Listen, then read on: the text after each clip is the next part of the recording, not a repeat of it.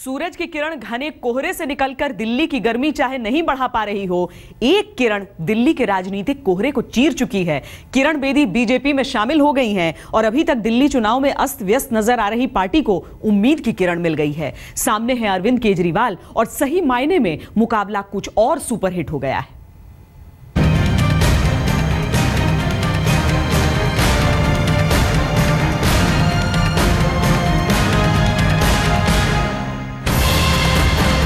दिल्ली के दंगल में अब तक बीजेपी और आम आदमी पार्टी की जंग को उम्मीद और उम्मीदवार की जंग कहा जा रहा था। बीजेपी की उम्मीद और आम आदमी पार्टी का उम्मीदवार, लेकिन एक ही झटके में तस्वीर बदल गई। कब मैं अपने आप को समर्पित कर दूंगी अपने लार्जर देश के लिए, कब करूंगी? समय की बात थी और ये समय आया। मैं ईश्वर का बहुत बहुत धन्यवाद करती हूँ।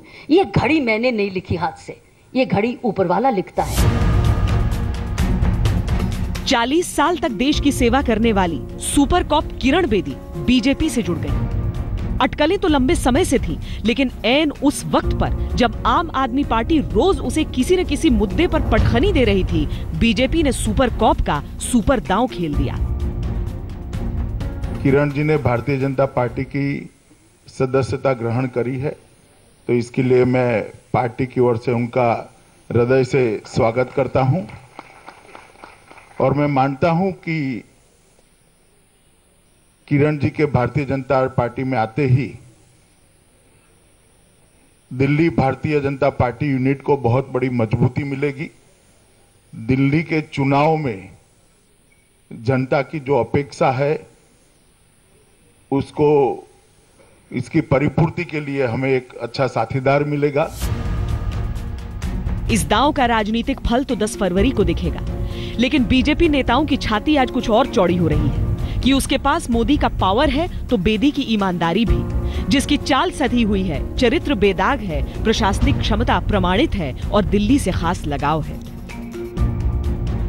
हमको दिल्ली को सही तरीके से एक वर्ल्ड क्लास कैपिटल बनाना है। उसके लिए हम सबने मिलकर काम करना है, सबने, हर नागरिक ने, गरीब ने, अमीर ने, पढ़े लिखे ने, नौजवान ने, रिटायर्ड ने, सर्विंग ने, सब ने मिलकर काम करना है। अभी मुझे बहुत काम सीखना है, शुरू करना है और अपना कर, और अब अभी काम बोलेगा, आप मुझे समय दीजिए सीखने के लिए, मुझे और कुछ नहीं बोलना। किरण बेदी के बीजेपी के मंच पर आते ही अरविंद केजरीवाल ने खुशी जाहिर कर दी।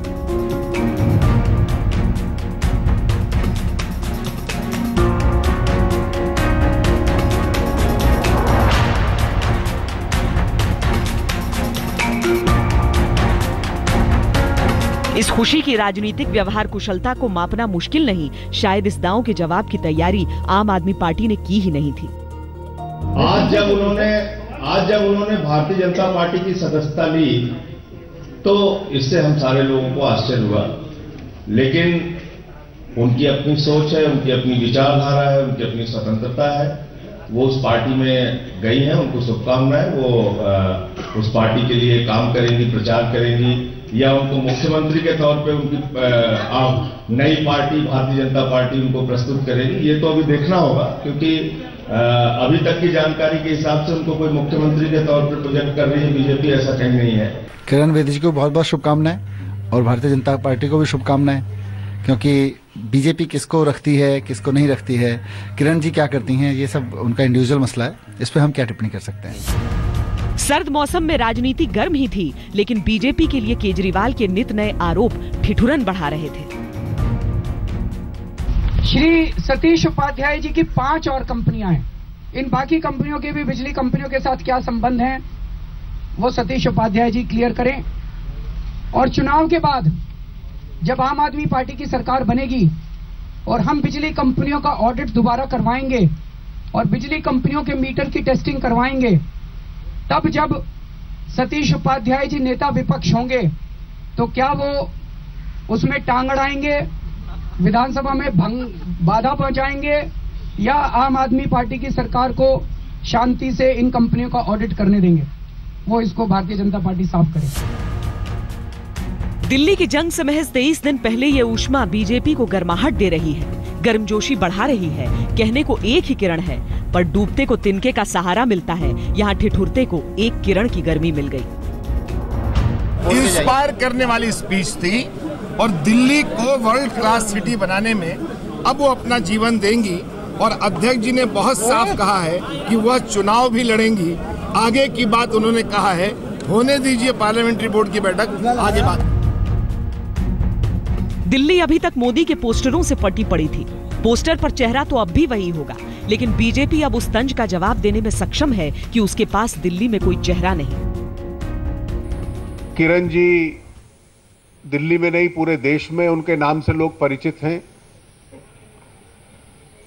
सरकारी पुलिस सेवा में रहते हुए उनका एक प्रशासन गवर्नेंस के संबंध में एक अनुभव है। उनकी एक क्रेडिबिलिटी, विश्वसनीयता की एक छवि है।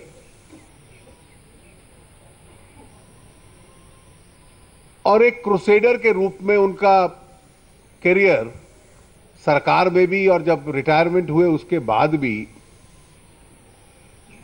एक प्रकार से रहा है। बीजेपी के खेमे में खुशी है और विरोधी खेमे में खलबली। पार्टी में किरण बेदी को लाने का मकसद साफ है। दिल्ली की रण में किरण का कद बड़ा है। क्या किरण बेदी भावी मुख्यमंत्री हैं? दिल्ली में किरण बेदी की भूमिका क्या होगी? इन सवालों का जवाब नतीजे तक सियासी परतों में लिपटा रहेगा, लेकिन किरण की हुंकार में जो संकेतों को पढ़ सकता है, पढ़ ले। मैं अपना 40 साल का एक्सपीरियंस दिल्ली को भेंट करने आई हूँ, अपने देश को भेंट करने आई हूँ। जो मेरे पास है उसको मैं समर्पित करने आई हूँ। मेरे लिए पूर्ण समर्पण है। मेरे लिए अब मैं लिमिटेड वे ऑफ अपनी एनजीओज और speaking engagements all over the country करती थी, ऑल ओवर द वर्ल्ड करती थी, अब मैं पूर्ण अपने आप को दिल्ली को दूंगी। अब दिल्ली को क्या जरूरत है इस वक्त? दिल्ली को जरूरत है एक strong, clear headed, experienced, stable government. Stable government की सख्त जरूरत है। हालांकि बीजेपी को बस एक दांव से विरोधी के चित्त होने का दंभ नहीं होना चाहिए। जब बीजेपी बाकी राज्यों में चुनावी जंग में जुटी थी, तब भी आम आदमी पार्टी पूर्ण बहुमत पाने के लिए दिल्ली की जमीन तैयार कर रही थी। अरविंद केजरीवाल 5 साल का बंदोबस्त कर रहे थे। आम आदमी पार्टी दिल्ली की 70 सीटों पर तब से प्रचार कर रही है जब बीजेपी चुनाव की सोच भी नहीं रही थी। उसके उम्मीदवार सबसे पहले तय कर लिए गए थे। अब तो वो चुनाव प्रचार के आखिरी दौर में थे, जब रोज किसी न किसी आरोप से बस बीजेपी को बैकफुट पर लाना था। आम आदमी पार्टी दिल्ली की 70 सीटों पर तब से प्रचार कर रही है जब बीजेपी चुनाव की सोच भी नहीं रही थी। उसके उम्मीदवार सबसे पहले तय कर लिए गए थे। अब तो वो चुनाव प्रचार के आखिरी दौर में थे, जब रोज किसी न किसी आरोप से बस बीजेपी को बैकफुट पर लाना था। मुख्यमंत्री बनने के 48 घंटे के अंदर हमने बिजली के दाम आधे कर दिए थे। 48 घंटे के अंदर हमने कहा था पानी फ्री करके दिखाएंगे। हमने 20,000 लीटर पानी प्रति परिवार प्रति महीना फ्री करके दिखाया था। सबसे बड़ी बात हुई थी भाई साहब, रिश्वतखोरी बंद हो गई थी उन दिनों में, खत्म हो गई थी बिल्कुल। हिम्मत नहीं होती थी किसी की रिश्वत मांगने की। लेकिन बीजेपी ने फ्रंट फुट पर शॉट खेल दिया और एक ही तीर से कई शिकार कर लिए। अब बीजेपी के पास एक ऐसा ईमानदार और समर्पित चेहरा है जो सीधे तौर पर केजरीवाल की काट है। अब दिल्ली के ऑटो के पीछे केजरीवाल बनाम जगदीश मुखी की काल्पनिक जंग आम आदमी पार्टी के लिए संभव नहीं हो पाएगी। मेरे पास 40 साल का एडमिनिस्ट्रेटिव एक्सपीरियंस है। 40 साल का दिल्ली पुलिस में, मिजोरम में, गोवा में, चंडीगढ़ में, दिल्ली पुलिस के हेडक्वार्टर्स में, तिहाड़ जेल में, और इसमें हजारों लोगों को ट्रेन किया, उनको नेतृत्व दिया, उनसे सीखा, उनको सिखाया। इसमें कोई दो राय नहीं कि मोदी का ही चेहरा बीजेपी के लिए सबसे बड़ा रहेगा। लेकिन किरण बेदी का आना यकीनन बीजेपी की रणनीति में बड़ा बदलाव है। फ्रंट पर मोदी ही रहेंगे, लेकिन उस बहस की हवा निकल गई कि पीएम मोदी दिल्ली के सीएम नहीं बन सकते। भारतीय जनता पार्टी 7 महीने से सरकार चला रही है। ना उन्होंने महंगाई कम करी, ना बिजली के दाम कम करे, ना पानी के कुछ करा, ना लॉ एंड ऑर्डर कम ठीक किया। तो इनसे कुछ हो नहीं सकता, ये बात समझ में आ गई। लड़ाई चेहरों की है, मुद्दों की? मुद्दों की है, लेकिन जिस बीजेपी के पास ना मुद्दा है और ना चेहरा है। राजनीति से परहेज होने के बावजूद सार्वजनिक मंच पर वो हमेशा नरेंद्र मोदी की तारीफ भी करती रही। मैं बहुत आभारी हूँ अपने प्राइम मिनिस्टर साहब का, जिनको मिलने के बाद मैं यहाँ आई हूँ। और जिस तरीके का आशीर्वाद और आवास और विश्वास उन्होंने मुझे दिया है, मैं सबसे पहले अपने प्रधानमंत्री जी की बहुत आभारी हूँ। उन्होंने अपने इतने बिजी समय से, इतने व्यस्त समय से, इतने समय हमें, मुझे और अमित भाई को दिया। मैं बहुत आभारी हूँ। आज मैं यहाँ हूँ उनकी इंस्पिरेशनल लीडरशिप की वजह से। साथियों, ये उनकी इंस्पिरेशनल लीडरशिप बहुत सारे भारतीयों को बदल रहा है।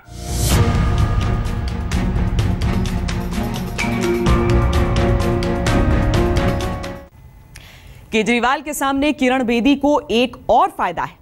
एक ही आंदोलन का हिस्सा होने के नाते केजरीवाल खुद उनको टारगेट करने से बचेंगे, यानी चर्चा विकास और सुशासन के मुद्दे पर होगी। रुक रहे एक ब्रेक के लिए। ब्रेक के बाद दिल्ली की जनता के पास विकल्प बढ़ गए हैं। पार्टियां तो वही हैं, चेहरे चमक उठे हैं। केजरीवाल के रूप में एक साफ छवि का उम्मीदवार तो था ही। सुपर कॉप किरण बेदी के आने से एक ऐसी उम्मीदवार हैं जिन पर कानून व्यवस्था, महिला सुरक्षा को लेकर विश्वास करने का दिल करेगा।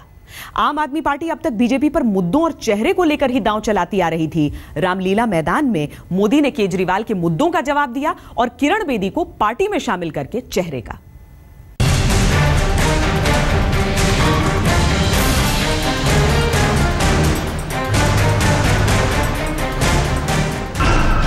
When I changed the face of the prison, they were jealous. When I exposed corruption in the police, I embarrassed them. Delhi ने 49 दिन में ये देख लिया है कि भ्रष्टाचार, रिश्वतखोरी, बिजली के दाम, इन सबको अगर कोई कम कर सकता है तो अरविंद केजरीवाल है। और अरविंद केजरीवाल से ज्यादा क्रेडिबिलिटी इस वक्त पूरी दिल्ली में किसी नेता की नहीं है। ना कांग्रेस के पास कोई ऐसा नेता है, ना बीजेपी के पास कोई ऐसा नेता है। और मुझे नहीं लगता कि कोई इससे क्रेडिबल नेता हो भी सकता है वर्तमान में। जानकारी मिली कि किरण बेदी जी ने भारतीय जनता पार्टी की सदस्यता ग्रहण की है। ये हम सब लोगों को आश्चर्य करने वाली घटना थी। इसलिए आश्चर्य करने वाली घटना थी कि राजनीति में आने के सवाल पे ही उन्होंने फैसला लिया था कि उनको जीवन भर गैर राजनीतिक रह के अपने आंदोलन के माध्यम से जनता की आवाज को उठाना है, जनता की सेवा को करना है। स्टैंडिंग कमेटी को सरकार इस्तेमाल कर रही है, संसद को सरकार अपनी ढाल बना रही है अपना भ्रष्टाचार बढ़ाने के लिए। ये तस्वीर अब दो अलग अलग खांचों में बढ़ चुकी है। कभी अन्ना के मंच पर केजरीवाल और किरण बेदी साथ साथ जरूर थे, लेकिन आज राजनीति में एक दूसरे के प्रतिद्वंदी। केजरीवाल के खिलाफ बीजेपी की यलगार में अब किरण बेदी भी साथ हैं। ऐसे में तीसरी पार्टी वाले को भी वार करने का मौका मिल गया। अजय माकन ने एक ट्वीट करके कहा कि अन्ना के सारे बच्चे अब सेट हो गए। कांग्रेस का ये तंज भी है, व्यंग भी। लेकिन शायद इस वक्त सबसे असहाय स्थिति में होने वाली पार्टी नतीजों का इंतजार करती तो बेहतर होता। 16 अगस्त 2011 को किरण बेदी को पुलिस ने 4 घंटे तक गिरफ्तार किया था। लोकपाल बिल को लेकर चलाए गए आंदोलन में वो अन्ना हजारे के साथ कदम से कदम मिलाती रही थी। तब तक अरविंद केजरीवाल भी उनके सहयोगी रहे, लेकिन जब केजरीवाल की राजनीतिक महत्वाकांक्षाएं जागने लगी तो किरण बेदी ने उनसे किनारा कर लिया था। आज किरण बेदी खुद राजनीति में आ चुकी हैं और किरण बेदी के बीजेपी में आते ही पार्टी के नेता जीत पर ठसक के साथ बोलने लगे हैं।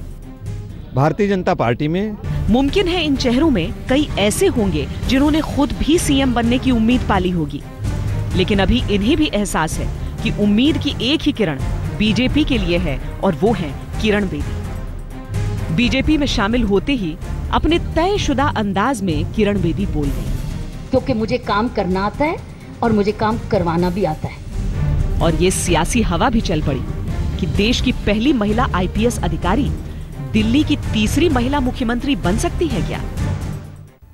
प्रशासनिक सेवा के 2 अफसर जो समाज सेवा से जुड़े, एक मंच से भ्रष्टाचार विरोधी आंदोलन छेड़ा, फिर राजनीति की राह पकड़ ली। एक ही सांस में यह तुलना इत्तेफाक सी लगती है, लेकिन ये एक समान से होकर भी एक समान नहीं है और अब तो इन दोनों में किसी एक का ही रास्ता आगे बढ़ेगा। श्वेत पत्र में आज के लिए इतना ही। देश और दुनिया की बाकी खबरों के लिए